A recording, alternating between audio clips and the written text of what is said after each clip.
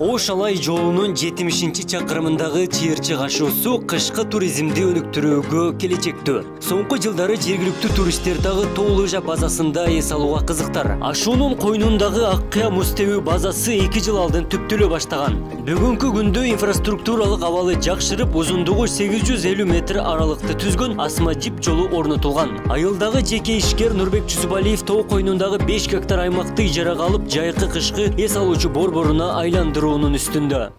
Ишкерлерди колдоо боюнча мүмкүнчүлүктөр бар. Бул жерден ушул 5 гектар жерди арендага алганбыз. Андан кийин салыктарды убагында төлөп турабыз. Андан кийин эми келечекте бир кыштын күнү эмес, жайдын күнгө дагы бир мүмкүнчүлүктөрдү, жайдын күнгө да эс ала турган мүмкүнчүлүктөр кылабыз деген келечекте пландар бар. Балон тепкендердин ушул узундуктары бул ушул 2 линия балонго койгонбуз. Узундугу бир 700-800 метрге чейин барат. Анан бар токтогондон кийин канаткага 20 метр басып келет дагы ошол жерден канаткага отуруп алып чыгып келе берет. 400 метр жерге 6 минутта, 7 минутта да алып чыгат. Анан кийин лыжага да тепкенге мүмкүнчүлүктөр бар. 2 линиябызды ушул лыжа тебет.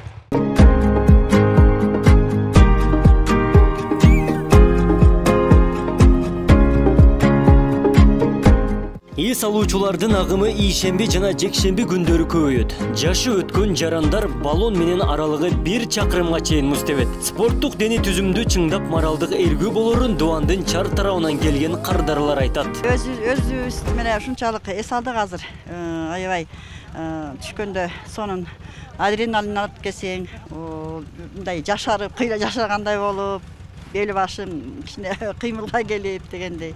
Аябай сонун эс алуу болду да. Мен курактуу, мен 60 жашка келдим. Ошо мен курактуулар деле келип тепсе болот. Ал эч кандай мындай коркунучтуу, коопсуздук эмелери бар экен, коркунучтуу нерсе жок.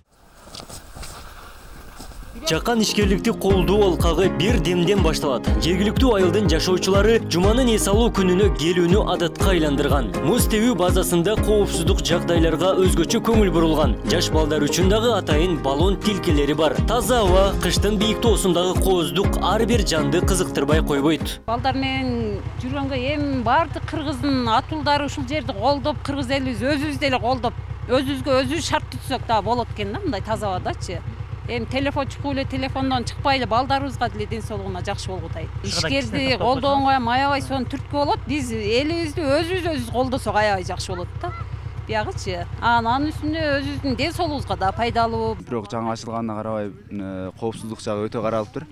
Бизге коопсуздук жагы аябай жакты. Дагы узактыгы сонун, эс алуу сонун болот. Природасы, тоолордун айланасын тоолор курчаган, сонун. Мага аябай жакты. Иш илгерилеп турса, кардарлардын талабына жараша шарт түзүп, жергиликтүү казынага аз болсо да салык төлөөнү ишкер пландаган. Келген кардарлардын ушул бакындай сунуштарын эске алып атабыз. Жазып коюп атышат, өздөрүнүн сунуштарын айтып атат. Биз үчүн кээ бир катачылыктарыбыз болушу мүмкүн, бирок ошолордун сунуштарын эске алып, Оштон туруп, же Бишкектен туруп эле саат мынчада барабыз.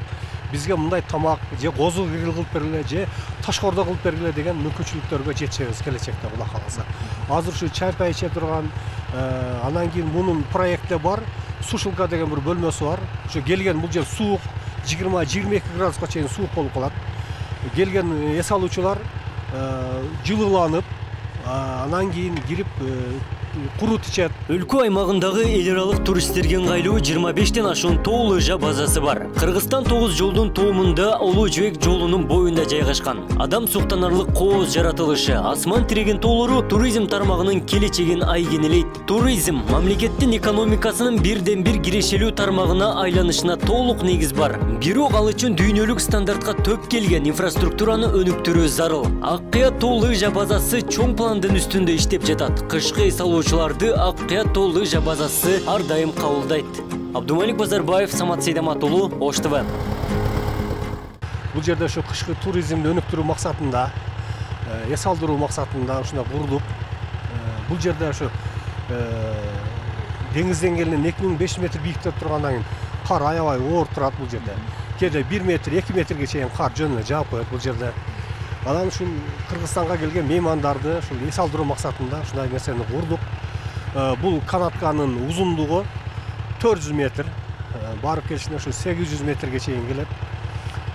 Bunun şu konstruksiyalarındagы şu жергиликтүү ушул бир усталар менен өзүбүздүн агаларыбыз менен биргелешип иштеп чыгып жасадык.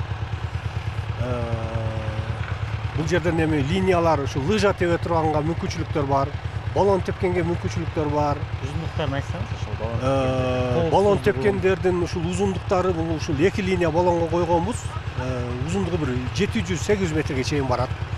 Анан барып токтогондон кийин канаткага 20 метр басып келет дагы ошол жерден канаткага отуруп алып чыгып келе берет. 400 метр жерге 6 минутта, 7 минутта да алып чыгат. Анан кийин лыжага да тепкенге мүмкүнчүлүктөр бар. 2 линиябызды ушул лыжа тебет.